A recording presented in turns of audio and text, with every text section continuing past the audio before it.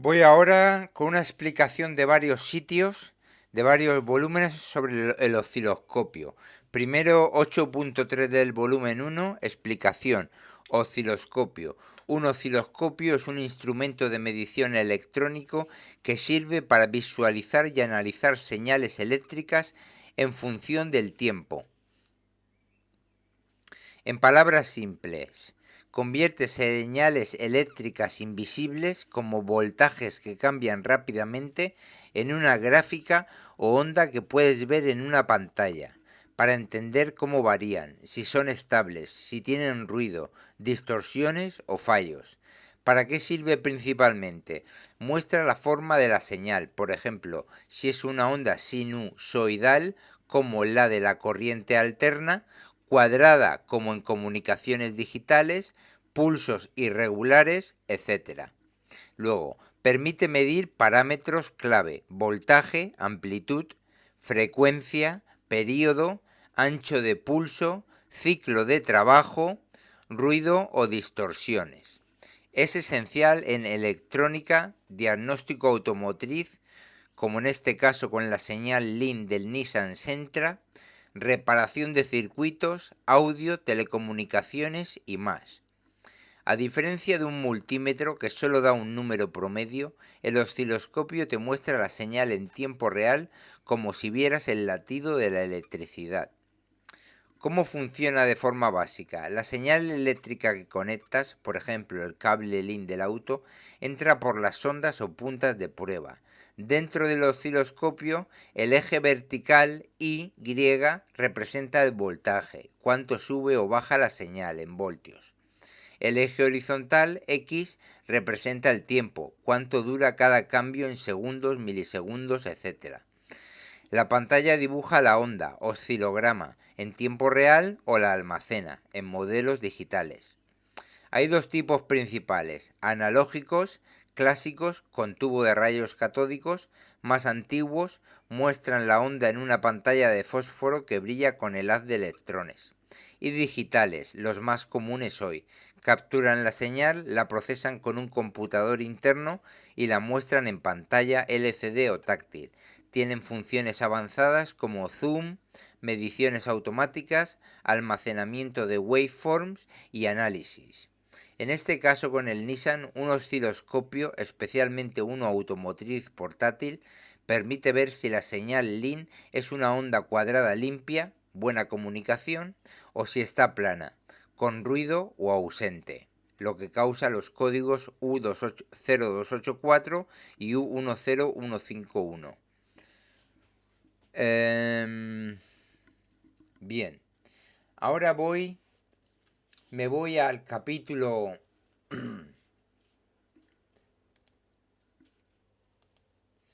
24 del volumen 6, uso del atenuador para el osciloscopio. Explicación. El atenuador para osciloscopio, normalmente 10:1 o 20:1, se usa principalmente para proteger el equipo de picos de voltaje altos que pueden dañar la entrada del osciloscopio. Reduce la amplitud de la señal que llega al instrumento. Por ejemplo, un atenuador 10:1 divide el voltaje por 10. Y luego en el software del osciloscopio se configura la escala para que muestre el valor real. Principales usos en diagnóstico automotriz. El atenuador se emplea sobre todo cuando se mide directamente con puntas de prueba, no con pinza perimétrica, en circuitos inductivos que generan picos de voltaje inductivo, en inglés flyback spikes, muy altos al desconectarse. Estos picos pueden superar fácilmente los 200-400 voltios o más, mientras que la mayoría de osciloscopios automotrices soportan solo de 20 a 100 voltios en sus entradas sin protección. Casos más comunes donde se recomienda usar atenuador: bobinas de encendido, en inglés primary ignition, lado primario, es el uso más clásico. Al medir el voltaje en el cable de control de la bobina, el lado que conmuta la EQ, se produce un pico inductivo muy alto cuando se corta la corriente. Sin atenuador, este pico puede dañar el osciloscopio. Se conecta directamente con punta de prueba al terminal negativo de la bobina y se usa atenuador 10:1. Sirve para ver la forma de onda de carga, el pico y el tiempo de chispa. Luego, inyectores de gasolina y algunos diésel. Muchos inyectores generan picos inductivos altos, a veces más de 50 o 100 voltios. Se recomienda usar atenuador cuando se mide el pulso de voltaje en el cable de control. Es especialmente útil en inyectores de alta impedancia. No siempre es obligatorio en todos los vehículos, pero es más seguro usarlo. Luego, solenoides, válvulas y relés, cargas inductivas. Cualquier componente con bobina, EGR, válvulas VVT, bombas, relés, puede producir spikes altos. El atenuador protege al medir su señal de control. Otros elementos, algunos sensores o circuitos PWM con inductancia también pueden necesitarlo si los picos superan el límite del osciloscopio. ¿Se usa el atenuador con pinza amperimétrica? No, el atenuador se usa exclusivamente en mediciones de voltaje, con puntas de prueba o sonda. La pinza amperimétrica mide corriente, no voltaje, por lo que no genera los mismos picos peligrosos de voltaje y no requiere atenuador. La pinza se conecta directamente al canal del osciloscopio y mide la rampa de corriente a través del cable. Diferencia importante con el secundario de encendido, bujías y cable de alta. Para medir el voltaje secundario, lado de alta tensión, de 10.000 a 40.000 voltios o más, no se usa atenuador normal. Se emplean sondas capacitivas especiales o pinzas inductivas de alta tensión, como HT25 o probes en inglés secundarias. Un atenuador común no es suficiente ni seguro para esas tensiones tan extremas. Recomendaciones generales. Cuando dudes si usar atenuador, úsalo. Siempre puedes quitarlo si la señal queda demasiado pequeña. En el software del osciloscopio, PicoScope por ejemplo, debes configurar el canal con la atenuación correcta, 10x o 20x, para que los voltajes se muestren correctamente. Muchos kits automotrices incluyen atenuadores 10:1 precisamente para pruebas de inyectores y bobinas primarias. En resumen, el atenuador sirve para proteger el osciloscopio en mediciones de voltaje de cargas inductivas como bobinas primarias e inyectores, pero no se usa con pinza amperimétrica ni para alta tensión secundaria. Es una herramienta de protección y no afecta la precisión cuando se configura correctamente.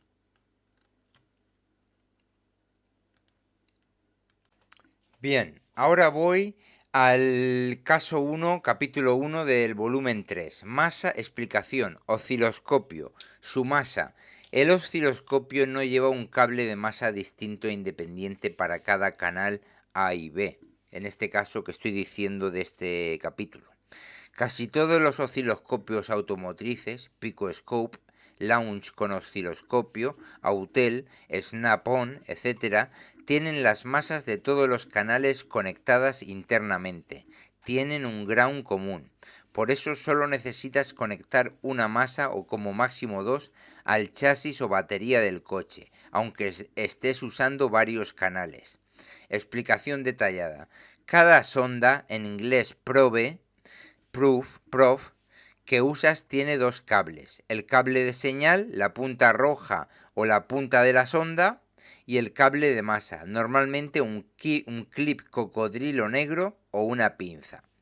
Cuando conectas dos canales, el canal A por ejemplo al sensor del cigüeñal CKP, la punta de la sonda al cable de señal del CKP. La masa de esa sonda la conectas a la masa del coche, chasis, borne negativo de la batería o un punto de masa bueno. Luego en el canal B coges y vas a medir la bobina primaria, punta de la sonda al terminal negativo de la bobina. La masa de esta segunda sonda no es obligatorio conectarla si ya tienes una masa conectada del canal A. Regla práctica recomendada. conecta solo una masa, la del canal A o la del canal B, a una buena masa del motor coche. La otra masa la puedes dejar sin conectar o conectarla al mismo punto de masa. Esto evita bucles de masa, ground loops, que pueden distorsionar la señal o generar ruido. ¿Por qué pasa esto? Porque dentro del osciloscopio todas las tomas BNC, los conectores de los canales, comparten la misma referencia de masa. No son como multímetros independientes.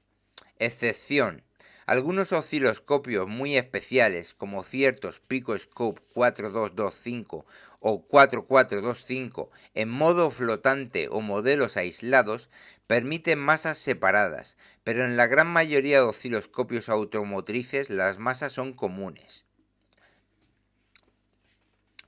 Un ejemplo, por lo tanto, recomendación para la medición del CKP, el cigüeñal, más bobina. Conecta la punta del canal A al CKP. Conecta la masa del canal A una buena masa del coche, preferiblemente cerca del motor. Conecta la punta del canal B al negativo de la bobina. Deja la masa del canal B sin conectar o conéctala al mismo punto de masa que la del canal A. De esta forma evitas problemas y la medición sale limpia.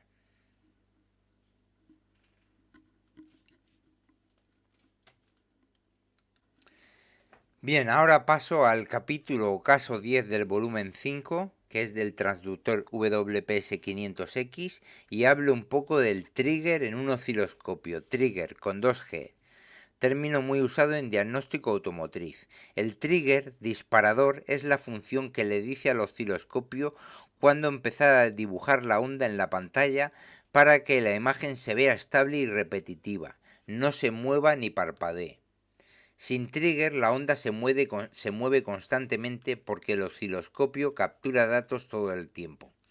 Con trigger bien ajustado, la onda siempre empieza en el mismo punto, por ejemplo, cuando sube un voltaje o cuando llega un pico.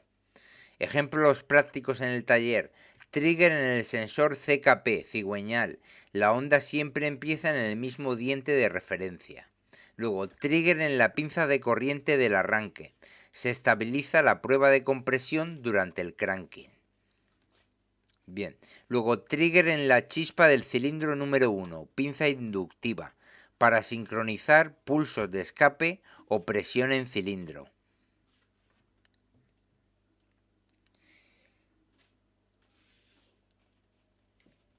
Repito, ejemplos prácticos en taller: trigger en sensor CKP, cigüeñal.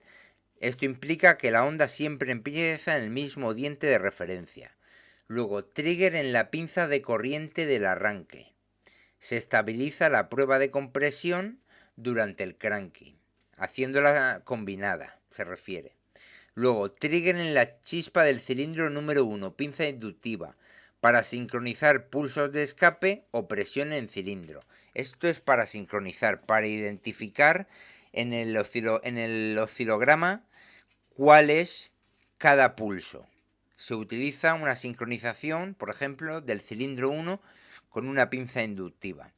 En fin, esto lo tengo explicado en todos estos capítulos del traductor y sobre todo, y en algunos otros creo que también. Hay que leer las descripciones de cada audio que están escritas al entrar en cada vídeo audio. Bueno, ajustes básicos del trigger: nivel, voltaje level, nivel de voltaje, donde cruza la señal para disparar.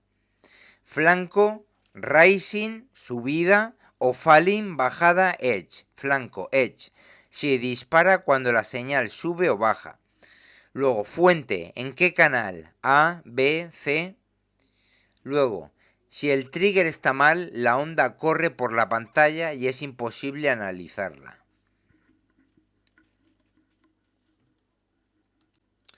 Bien, ahora voy al capítulo 10 del volumen... No, al capítulo 11 del volumen 1 para hablar de la configuración AC coupling o DC coupling, acoplamiento, en el osciloscopio. Esto lo tengo hablando sobre la pinza amperimétrica. Bien, ¿cuál elegir para la pinza amperimétrica en la fuel pump, bomba de combustible? AC o DC acoplamiento coupling. Recomendación principal: usa DC coupling, acoplamiento DC. Es la opción más común y correcta para medir la corriente de la bomba de combustible en autos. ¿Por qué DC coupling es mejor aquí? La señal de corriente de la bomba es DC, corriente continua, con algo de ripple, ondulación y un pico inicial al arrancar. La onda típica es un pulso de arranque, ramp up, de 8-12 amperios o más. Luego se estabiliza en 4-8 amperios, depende del modelo de F-150. Este es el modelo del coche, con pequeños ripples por el conmutador de la bomba. Con DC coupling ves la onda completa, el nivel DC real, por ejemplo 5 amperios estable, el pico de arranque, si hay caídas o irregularidades, cepillos malos, relay defectuoso. Con AC coupling el osciloscopio elimina la parte DC, el nivel promedio de corriente, y solo muestra las variaciones, ripple y transientes. La onda se centra alrededor de 0 amperios y pierdes información importante como cuántos amperios consume realmente la bomba, está en el rango normal de 4-8 amperios, hay offset o deriva lenta. Solo usa AC coupling si quieres ver solo el ripple o ruido muy pequeño en la corriente, por ejemplo, para diagnosticar cepillos desgastados con detalle extremo. Luego también si la onda está muy arriba o abajo de la pantalla por un offset grande y no puedes ajustarlo con la posición u offset, ¿no? Pues ahí también podrías usar AC coupling. Regla general: en diagnósticos automotrices, picoscope, etc., siempre empieza con DC coupling para corrientes de actuadores como fuel pump, inyectores, solenoides, etc. Cambia a AC solo si necesitas magnificar variaciones pequeñas. Luego, ¿qué es el offset? DC offset o simplemente offset con dos Fs. El offset o DC offset es el nivel promedio o continuo de la señal que no es cero. En voltaje, si mides una señal que oscila alrededor de más 5 voltios, por ejemplo 5 voltios más menos 1 voltio, el offset es 5 voltios. En corriente, con pinza, si la bomba consume 6 amperios estables, más ripple de más menos 5 amperios, el offset es 6 amperios. La onda está centrada en 6 amperios, no en 0 amperios.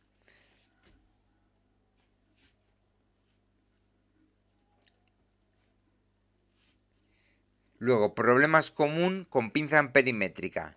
Las pinzas, especialmente las de Hall Effect para DC, pueden tener un pequeño offset residual, por ejemplo 50 o 200 miliamperios, incluso sin corriente, por magnetismo remanente, temperatura o calibración.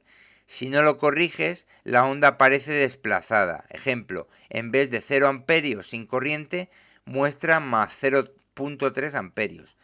¿Cómo manejar el offset en el osciloscopio? Primero, calibra la pinza. Pon la pinza cerrada alrededor de ningún cable, sin corriente.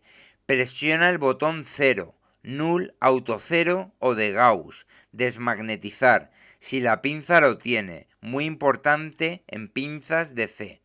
Esto fuerza el offset a 0 amperios. Luego, en el osciloscopio, si la onda aparece desplazada, por ejemplo, la línea base no está en 0 amperios cuando no hay consumo, usa el control de vertical position o offset del canal. La posición, mueve la onda arriba o abajo sin cambiar la escala, como deslizarla en la pantalla. Y el offset, en scopes más avanzados como picoscope, añade o resta un valor DC para centrar la onda exactamente donde quieres. Por ejemplo, resta 0,2 amperios si hay offset residual. En picoscope se va a Channel Options, Probes, Current Clamp y ajustamos offset o usa math para restar math, la función math para restar un valor constante.